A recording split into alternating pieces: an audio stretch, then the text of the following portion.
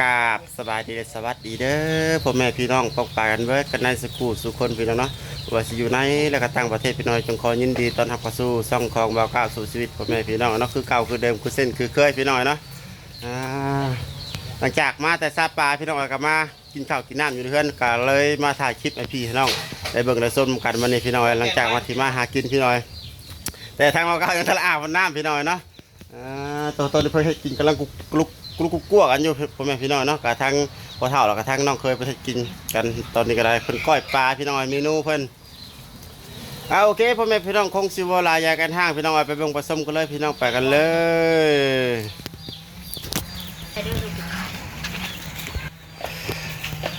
แต่เพิ่นกำลัง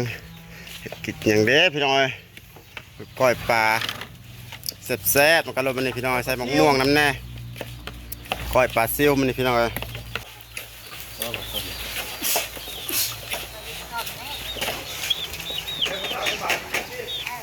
พอดีมากินข้าวเที่ยงตอนนี้พี่น้อยข้าวเที่ยงกับสิกลายเป็นข้าวแรงแล้วพี่น้องหิวข้าวแห้งตอนนี้มือจนสั่นจนชั่วเลยได้พี่น้อยตอนนี้ก็ได้น้ำซีฟู้ดข้าวเที่ยงสบายดีพี่น้องด้วยปะสบายดีเลยทางพี่น้องกับบริเวณพระธาตุว่าก็โดนเลยได้พี่น้องเลยบริเวณโดนแล้วพี่น้องเลยให้เบิ้งไม่เท่านะไม่ตีไม่เท่าเบิ้งมาพี่น้องมาแซ่บๆกันตอนนี้ก็ได้ที่ข้าวกินน้ำก่อนตอนนี้หิวข้าวแห้งพี่น้องเลยเบิ้งกระยาบ่ว้ายจังไรหมดได้แล้วเชียงเนาะว้าวไปนั่นเฮ้ยแม่แนวคนเราหยอกกันได้พี่น้องตอนนี้ก็ได้ให้ก็บ่ให้แล้วก็ยาพากระชากด้วยบ่หยอกกันได้พี่น้องเลยตัดเป็นอย่างเดียวใส่ถ้วยจุ๊บจ้าเพราะว่าอันนี้กระซ้ำสิบางพักอะไรนี่มีผักกับผักแก้มลายอยู่ดอกพี่น้องเลยมันก็ได้ก้อยกระป๋อมมาเด้อพี่น้องหอยปลาบุ้ยคิดว่ากระป๋อมปลาได้ก้อยกุ้งก้อยซิ้วพี่น้องเลยนี่ผักกับผักแก้มผักหนามน้ำแน่พี่น้องผักหนามหมักเขือแล้วก็มีผักนอกน้ำแน่จังหน่อยแล้วก็มันอยากผักงานนี่นะมันอยากเผ็ดผักงานนี่ลืมเสียเลยผักกันจองพี่น้องมียอดมะม่วงน้ำแน่พี่น้องนี่ใบมงอ่อนเสียเสลิดมาเป็นมือกล้องให้แล้วใบกินข้าวแล้วบัดหิวแห้งแล้วพี่น้อยบอกพิษบอกถึกไปแล้วแต่ให้ทั้งพระเฒ่าพลงมือซะก่อนพี่น้อยได้ป่ะแซ่บป่ะ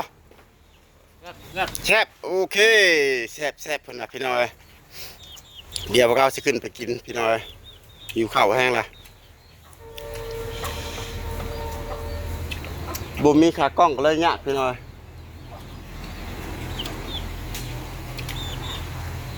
เหมือนนะใจครบเบอร์อย่างไรพี่น้อยมา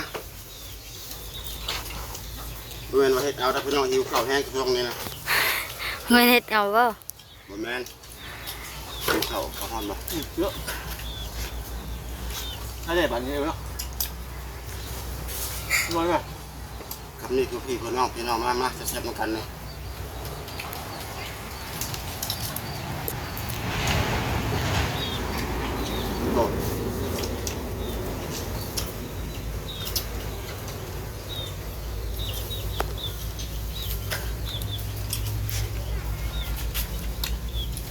สั้นเนี่ยไม่ขับกล้องบุ้ย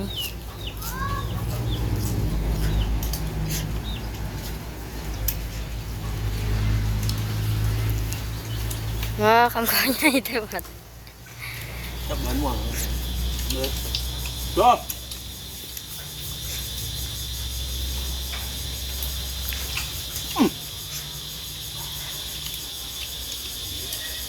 เกินจึงก็แค่นแหละ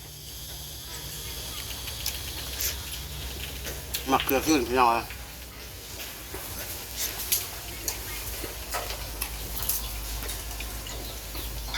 ช่วงนี้บุกินกระเพาะต่อไม้ช่วงมันบ่ช่วงอันตรายช่วงบุมีปีใช่ไหมปีแล้วไม่ปีแล้วเขาทายเลยนะมีปีนะ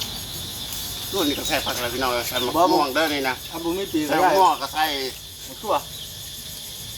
มะม่วงก็ใส่มดแดงได้เลยพี่น้อง เ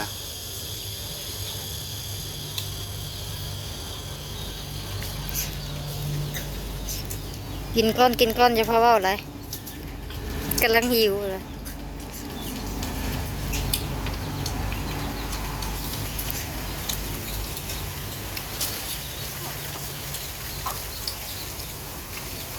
โทรศัพท์ก็ฮ้อน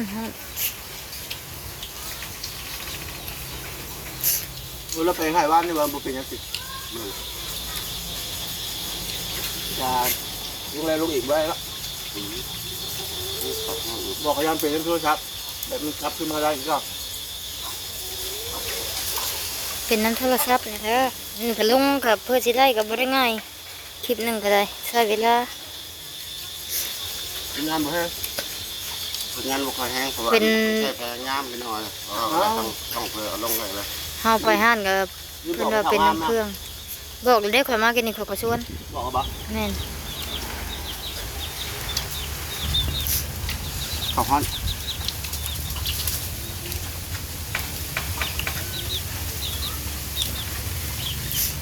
กินที่เขาวเย็นนะเขาวตัวเองนะเขาวเย็นนะ เนาะไอ้เดี๋ยว ข้าวฮ้อนกินแล้วครับยาก เขามีเป็นกระสอบมีเป็น ช่วงนี้เนาะ โอ้มีเป็นเหล้ามีเนี่ยมีเป็นกระสอบ มีในทิปหรือพ่อนะบ่ต้องเว่าอยู่แล้ว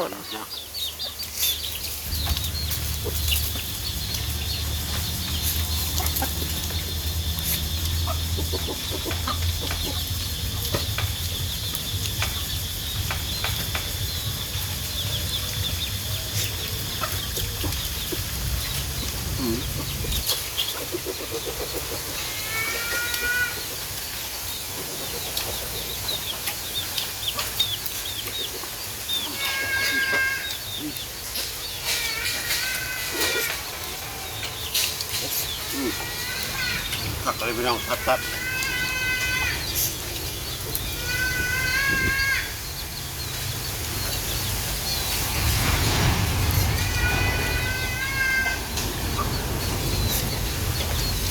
อาลงคลิปลงไปเมื่อวานนี่เพิ่นกายFCเพิ่นกายกินฮอดคิดเองบอกครับพี่น้องเราต้องขอบคุณหลายเด้อพี่น้องที่ว่าทอดกับข้าวพี่น้องเนาะ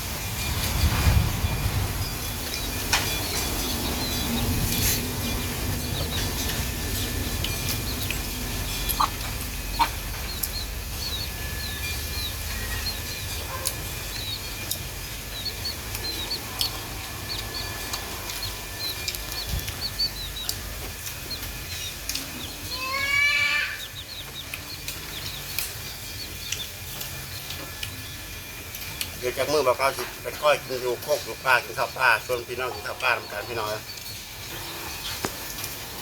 มืออย่างมืออื่นเนี่ย เนาะ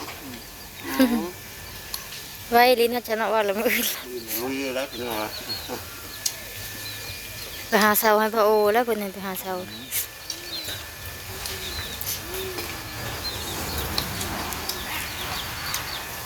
ไม่คิดบ่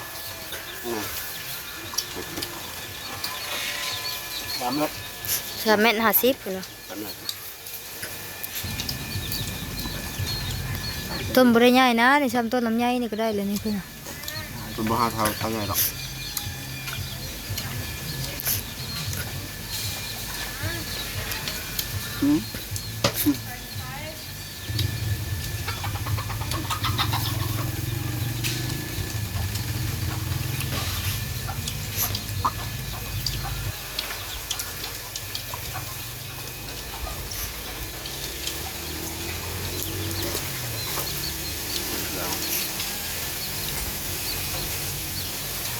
เอาติดเข้าแล้วทางพระเฒ่ากินบ่อย่างเอาติดเข้ากัน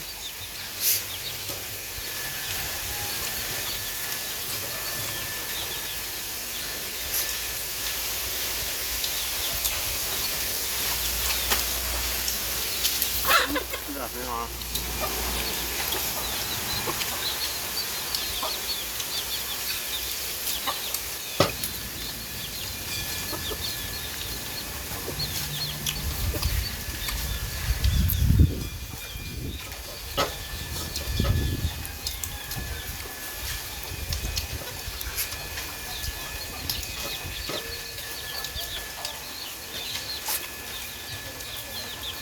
เ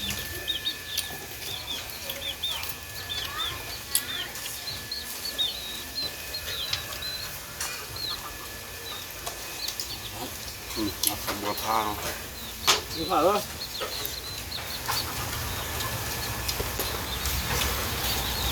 มันครับโอเคพ่อแม่พี่น้องนะครับตอนนี้ก็แทงเรากินข้าวกินน้ำอิ่มแล้วพ่อแม่พี่น้องตอนนี้ก็ได้ต่อ เดือดแต่ถ้วย ว่าข้างกับท้ายพี่น้องเฮ็ดพริกหลายอาจจะพริกหลายตั้งหลายลูกอยู่พี่น้องเนี่ยกับจงขอขอบคุญและขอบพระคุณหลายๆเด้อพ่อแม่พี่น้องที่เข้ามาติดตามรับชมในช่องของเราขอให้อยู่ดีมีแห้งอยู่เย็นเป็นสุขกายสุขใจขอให้ลำรวยกันเมื่อกันสุขสุขคนเมื่อกันสมองสมบอนพ่อแม่พี่น้องเนาะคลิปนี้ก็สิขอว่าไว้ในพี่น้องเพราะว่าเพชรแห้งตอนนี้พี่น้องสุดท้ายนี้ทางด้านบอกขอกล่าวคำว่าสบายดีพี่น้องสบายดีเพชรแห้ง